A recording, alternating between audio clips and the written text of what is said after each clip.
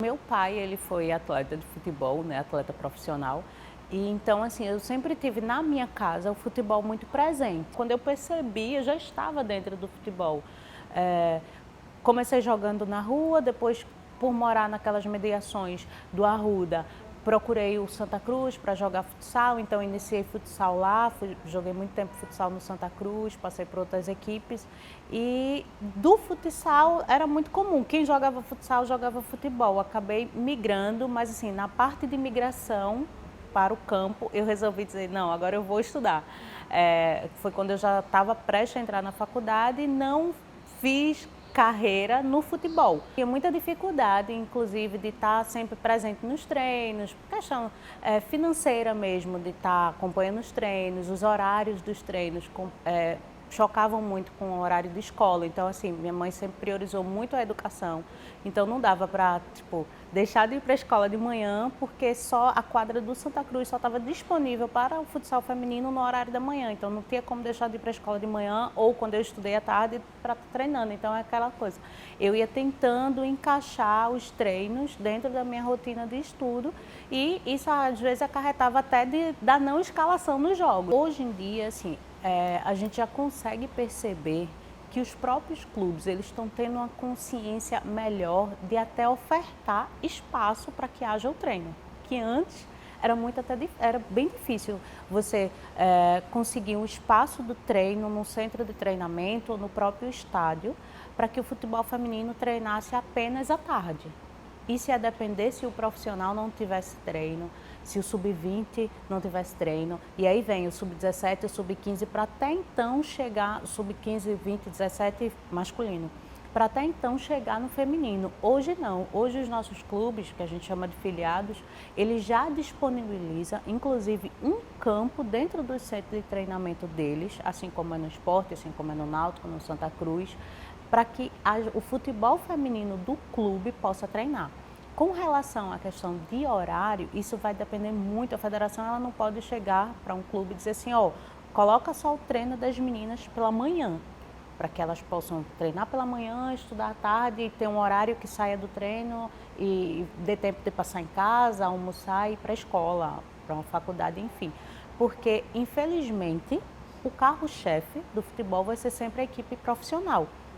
Então, a programação do feminino, assim como outras categorias, vai depender muito da questão da programação do futebol profissional. Algumas equipes, elas não têm, a comissão técnica não é remunerada ainda pelo clube.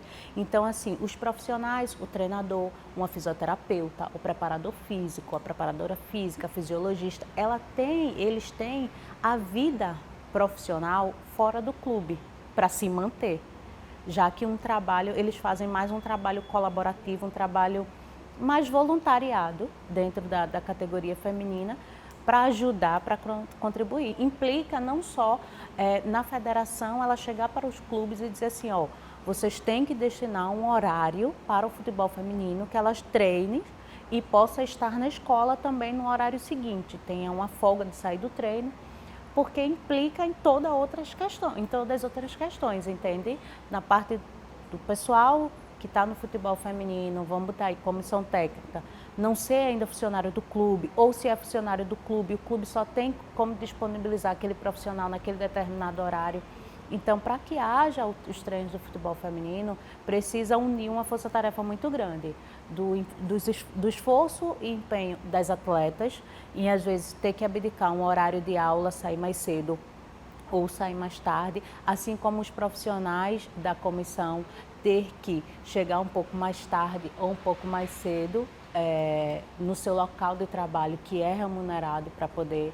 Então, não tem como a federação hoje chegar e determinar isso. O que a federação cobra dos clubes é que tenha a modalidade, que se dê pelo menos o mínimo de suporte para a modalidade e que aquelas que são menores estejam estudando. A federação ela não pode impor que os clubes paguem o profissional, porque aí a CLT é do clube, não é da federação, você entende? O que ela pode é orientar, sugerir que se tenha a modalidade, com o mínimo, pelo menos, de estrutura de toda a comissão técnica para que possa se fortalecer o futebol feminino. Hoje, todos os as equipes de futebol profissional que estejam disputando até 2020 era só os campeonatos da Série A, os times brasileiros disputantes da competição brasileira da Série A1 da primeira divisão, eles precisavam ter, por obrigatoriedade, formar a equipe de futebol feminino.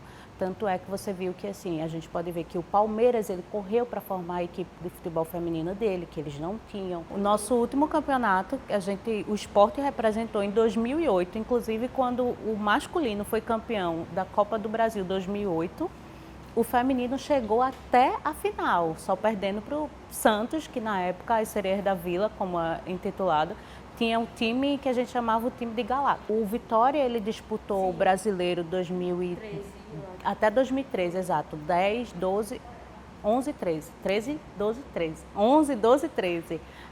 Foi quando parou das equipes de futebol feminino de Pernambuco a disputar competições no cenário mais alto do futebol. Hoje a gente pode dizer que sim, o nosso futebol feminino vai estar no cenário nacional, numa terceira divisão, não é onde a gente queria estar, obviamente a gente queria estar numa primeira divisão, Santa Cruz retornando aí ao futebol feminino, Náutico e Sport, que já estão há mais anos, podia estar na primeira divisão, é o que a gente gostaria, que a gente deseja, mas a gente está assim, no cenário nacional. A gente não tem mais como você dizer, o futebol feminino ele não dá retorno. O futebol feminino ninguém quer ver. A prova está aí. Quer ver sim, quer dar retorno. Dá retorno sim. Agora a gente precisa que grandes empresas acreditem e abracem. A transmissão da nossa TV ela é muito forte e ela já vem dando essa visibilidade ao futebol feminino. Em 2021 a gente teve praticamente todas as competições do futebol feminino transmitidas. Só não aconteceu aquela transmissão onde o Estado ele não dava condições para a nossa equipe de TV transmitir. Temos alguns clubes, que eu não posso nem falar o nome para você no momento agora, que vai ter futebol feminino também esse ano. Então, por ver como foi o sucesso do futebol feminino na Copa de 2019, como é que está vindo o futebol feminino até agora, outros nossos clubes filiados já estão investindo também no futebol feminino. Esse ano, talvez o outro, a gente vai ter uma grande surpresa.